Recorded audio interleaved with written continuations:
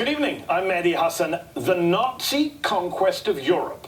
That's how Ukrainian President Volodymyr Zelensky described Russia's illegal invasion of his country in a speech to the Israeli parliament, the Knesset, today. He spoke as Russia continued its air assault, its forces firing on 8 cities in the Donetsk region in the east of Ukraine over the weekend, according to Ukraine's national police. And in the wake of Vladimir Putin speaking of victory and glory and vowing at what looked like a Trump-style rally on Friday in Moscow that Russia would win the war full stop. We've seen words like Nazism and fascism thrown around a lot in this conflict. So tonight, to understand what is going on in Ukraine right now, what is going on inside of Russia too, and what's driving Vladimir Putin, we need to talk about a man named Ivan Ilyin.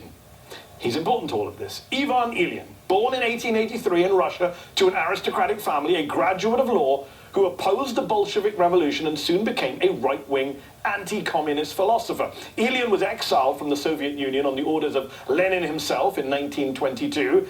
He went to Germany, where his mother was from, and soon became a fan of Mussolini, who had come to power in Italy that same year that Ilyin was exiled. It wasn't just Mussolini, though. He also quickly became an apologist for Hitler. In 1933, Ilyin backed the Nazi takeover of Germany, writing an article headlined, "National Socialism, a New Spirit." In exile, Ilyin formulated a vision for a very Russian form of fascism, which he called redemptive. Fascism, of course, a far-right ideology centered on nationalism, militarism, and authoritarianism.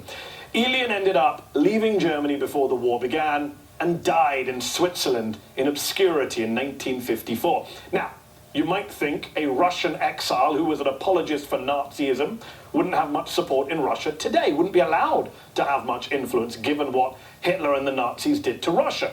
Tens of millions of Russians died during World War II, including in the siege of Leningrad and the battle for Stalingrad. Today, Moscow tries to justify its illegal war in Ukraine by falsely claiming they're once again fighting the Nazis. And yet, since the fall of the Berlin Wall and the end of Soviet communism, Russian elites have been turning to Ivan Ilyin, the Nazi apologist, in increasing numbers. One particular Russian has led the campaign to rehabilitate this long-dead far-right philosopher. And his name is Vladimir Putin. In 2005, President Putin, who was obsessed with restoring Russia's imperial past, repatriated Ilyin's remains from Switzerland to Moscow. And as columnist David Brooks of the New York Times has pointed out, on the same day that Putin laid flowers at Ilyin's grave in 2009, he declared, and I quote, "It's a crime when someone only begins talking about the separation of Russia and the Ukraine." Putin was echoing the Russian nationalism of Ilyin, who referred to Ukrainians in question marks, and who, in Yale historian Tim Snyder's words, believed that to speak of Ukraine was to be a mortal enemy of Russia. In 2006, Putin reclaimed for Russia Ilyin's personal papers from Michigan State University, where they'd ended up, according to Snyder, who has perhaps done more than any other scholar to cast a light on Ilyin's major and malign influence on Russian politics to this very day. Quote, "By then, Putin was citing Ilyin in his annual presidential addresses to the General Assembly of the Russian Parliament.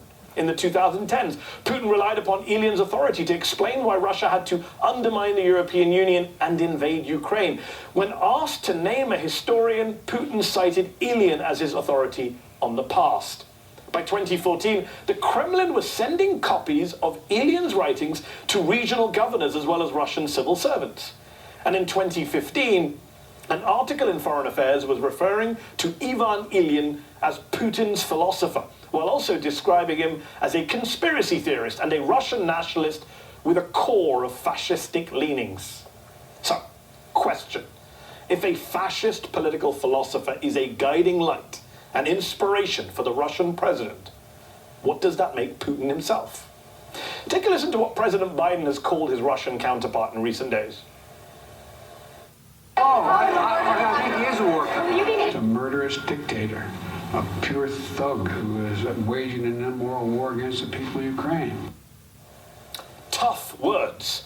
But one word Biden hasn't used so far is fascist. So let me lay it out for you as clearly as I can tonight. Putin, inspired and energized by a philosopher who has been dubbed a total fascist, is now himself behaving in a fascistic way. While obsessing over Nazis in Ukraine, Russia itself under Putin, with all of the cracking down on dissent and arrests of protesters and closing down of media organizations, has become, in the words of one Russian academic, a moderate fascist state. Now, what exactly do we mean by fascism, a word that gets thrown around a lot and which actually refers to more than just authoritarianism or despotism? Well, I want to put up a quote from Robert Paxton, the preeminent scholar and historian of fascism who literally wrote the book on this. And it's a long quote, but it's worth reading and considering in full, so bear with me. Fascism, he says, may be defined as a form of political behavior marked by obsessive preoccupation with community decline, humiliation, or victimhood, and by compensatory cults of unity, energy, and purity, in which a mass-based party of committed nationalist militants working in uneasy but effective collaboration with traditional elites abandons democratic liberties and pursues with redemptive violence and without ethical or legal restraints goals of internal cleansing and external expansion. Let's just take that last line about goals. External expansion. Well, that's Putin's war in Ukraine. Not content with Crimea and the Donbass, he's now trying to conquer the entire country. And internal cleansing? Well, listen to the man himself speaking direct to the Russian nation just a few days ago. Любой народ, а тем более российский народ, всегда сможет отличить истинных патриотов от подонков и предателей и просто выплюнет их, как случайно залетевшую в рот мушку, выплюнет на панель. Убежден, такое естественное и необходимое самоочищение общества только укрепит нашу страну. If that stuff sounds scary to you, that's because it is. That speech was pure, unadulterated fascism, as was the nationalist garbage he was spewing to a massive fascist-style rally in Moscow on Friday, celebrating the 2014 illegal Russian annexation of Crimea. And look, if you are a regular viewer of this show, you'll know I've spent the past year talking a great deal about the F word, about fascism in the context of American politics, and the rise of Trump, and the authoritarian tendencies of the modern Republican Party. But tonight we need to recognize that over in Eastern Europe, we are facing a fascism of a much worse, much more violent, and much more brazen kind in Russia.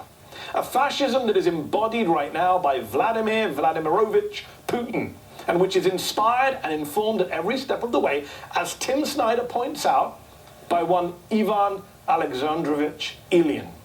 Quoting Snyder, Putin has used Ilyin's ideas about geopolitics to portray Ukraine, Europe, and the United States as existential dangers to Russia.